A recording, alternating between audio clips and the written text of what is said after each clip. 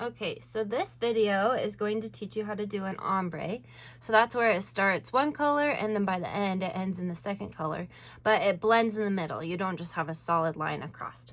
So when I do ombre, I like to think about what way I want the color to travel because it almost feels directional. So with this one, I want the color to start up here and then to feel like it's moving down to the bottom. So I always start with the color that's going to be in the back. So I'm going to use this light pink and I'm just going to shake it in at the very back, and you want to make sure that it's as thick as you want in the back. So I like to fill mine about halfway, maybe just a tiny bit more. So I'm going to make that just a little flatter there, like so, and I'll add just a tiny bit more. I think I flattened it a little bit too much. Okay, so now that we have this, now we're going to add the second color. And the biggest part is that now we do not touch this light pink color at all. We're only touching the second color. So I have this dark pink color. It almost looks red, but it's a dark pink. This light pink is called, I think it's Barbie from K&L, so waxandcrafts.com. I'll double check though, and I'll put in the comments what color it is. And then this one is from Mad Mica's, and it's their honeysuckle pink. So I'm just gonna pour it in. So I make sure that the head's plenty thick. Then you want to put some on the arms, and then again, you're not touching that light pink at all.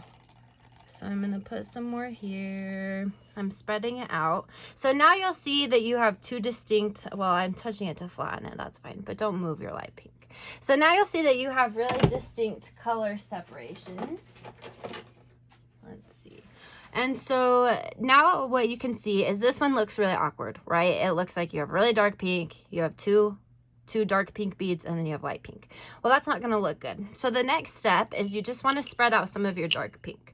So I like to take just a little handful, and then all you do is you're just sprinkling it over, and see how those kind of blend together. That's what you're looking for. Now, some people are tempted to take the light pink and move it up to the dark pink. You can definitely do that. I found that it looks better when you're only moving one color down. So since we started with light pink, we're moving the dark pink. You could have also put the light pink on the dark, but you don't want to put dark on light and light on dark because then it just kind of looks muddled and messy. So now you can see it looks like we're moving from dark pink all the way down to light pink. And if you don't like where some of these beads fell, you can always take tweezers and you can move them. But I think this looks pretty good. Okay, so I combined these two from two videos. This one's just from my how to make a normal Freshie video, and then this one is how to do ombre color. So if you haven't seen one of those, you can go watch it. But the next step is to just bake it. So I do it on 325. I just have an electric oven, which I really like. I do cook food in this oven. We haven't gotten sick or died, so it's probably okay. I do try to air it out in between and try not to cook in it. Cook Freshies in it if I'm going to be cooking dinner. But next step is you just stick them in the oven. If you put them on the bottom, they are probably going to cook faster than if you cook them on the top. With cookie cutters, I like to start at 8 minutes. Well, actually, these ones I like to do 9 just to make sure. And then we will come back and we'll check them in 9 minutes. Okay, so it's been 9 minutes. So I'm going to pull these out. And now let's figure out if they are done or not. So let's start on our cross. So looking at it, it looks pretty good. You can see it's really shiny. That's a good sign. That means that the beads have started to get melted. And if I touch it, you can see even if I kind of roll it around, the beads are still sticking to each other. Oops. So that is what we're looking for. And then you can also tell that this is cooked really well because the edges aren't melted. So if your edges are melted, that means that you cooked it a little bit too much. So this one looks good. Now looking at this turtle, again, we're looking at the same thing. It looks pretty shiny and glossy, which means that it's definitely been in enough time and the beads have had time to cook. If you use too much mica, your beads will end up looking more dull and they won't get this glossy shine to them. So that's another thing that can kind of help you decide if you use too much mica or not. But looking at these, if I touch and roll it around, they all stick. So that means that these are both done and I'm going to let them cool. With cookie cutters, you want to let them cool for about 8 to 10 minutes. You want them to be cool enough that when you take them out, they don't bend. So like if I were to try to pull this out right now, I would just end up with like a messy, gumbly, gook, I guess you could call it. It'd just be like a ball of melted beets, and it would stick to the edge of the cutter and it just wouldn't come out. But if you wait too long, especially with things like this cross where they're kind of small, they tend to stick to the sides, and then when you try to get it out of your cookie cutter, it sticks and it can bend your cookie cutter. So you can set a timer if you want, just kind of 8 to 10 minutes, and then come back and pop them out of the cookie cutters. Okay, so now these have cooled off. You can tell that they're cool enough because they're still warm. So when I touch them, they're warm. But if I start to pop an edge out, it just pops out really clean. Now, like I said, cookie cutters are a pain. So you want to not bend your cookie cutter. You're bending your Freshie as you get it out. So I hold it firm with one hand, and then I just push out with my thumb. And as long as you timed it right, it really shouldn't be hard to get it out. So that one's out, and then we do the same thing with this one. And the cross really likes to bend in the middle. So you really want to keep it firm so that it can't bend. Like I said earlier, that is people's biggest complaint with cookie cutters, is how much they bend. Okay, so the next step is to drill. You can get yourself a nice person to drill, or you can do it yourself. I could drill myself, but this is my husband's contribution to the business. So, do you have any tips you want to give? Explain your process. It's super simple. You got to make sure it's on the smooth side. If you do it on the bead side, it'll rip giant holes. And you got to make sure that it is cold enough. Honestly, it's cold to the touch. If not, then the inner beads that are still warm will rip out and it'll make a huge nasty hole.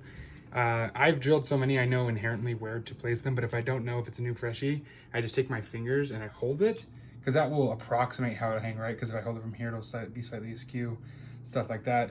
One thing that we learned is that you want to make sure that it's probably, God, I'm really bad with measurements, like a quarter inch. Quarter of an inch from the top, if not a little more. If you're in a really hot state, Florida, Texas, those southern states, maybe even a little more than that, it'll be fine. Your Freshie will hang just fine. I would not drill in the middle, but then you just take it, put your drill down.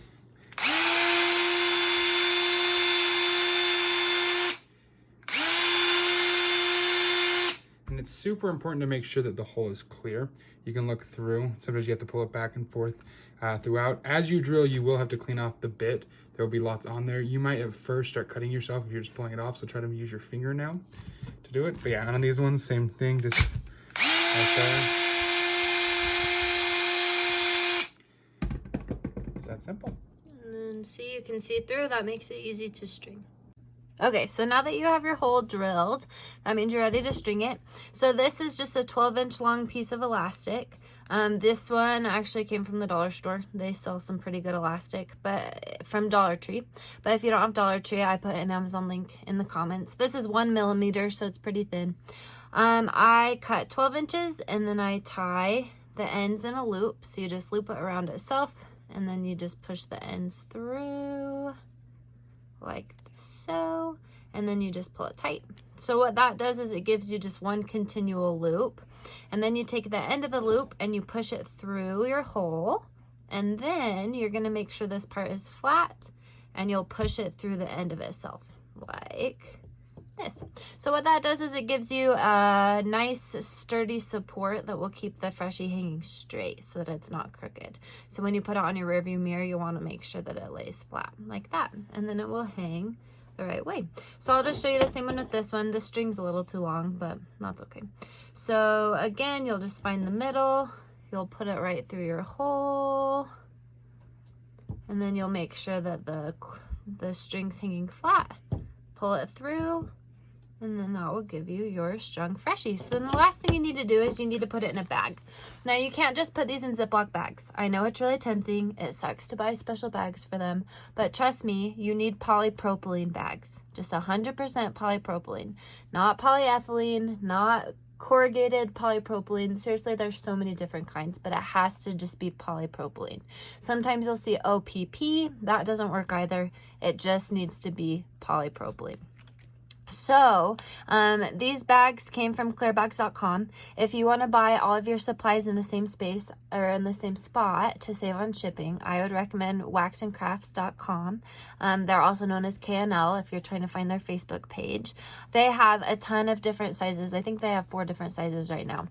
So I use a 4x6 for a lot of different ones, and then this right here is a 5x5. So this is really simple. You just stick it in the bag, And then the other important thing that you want to make sure you do if you are going to be selling these is you have to have warning labels. You can print these, it's just on an Avery label, so you can print it yourself, or I do sell them if you would rather just buy them pre-printed. But this is going to help protect you from any kind of damage or anything, because Freshies can melt, especially in the really hot southern states. So you just want to make sure that you're covered. This says, like, make sure that you keep it away from kids. Freshie oils are, well, candle oils, any kind of fragrance oil, right, is going to be really caustic, and so it can eat away at surfaces. So you want to make sure that you're not just throwing your Freshie on the dashboard, because the oils can discolor your dash. So it says make sure that you hang them at all times. Direct sunlight can also cause a Freshie to melt, and so that's a good thing to put on there. And then it also just says like that you're not responsible for any damages or replacements due to misuse. So that just helps protect you as a business. It's a smart thing to have. But yeah, so here's those 5x5 bags, and then again you'll just stick it in, and then I put that same warning label on the back. So hopefully that was helpful, and now you are able to go make your own Freshie. So enjoy.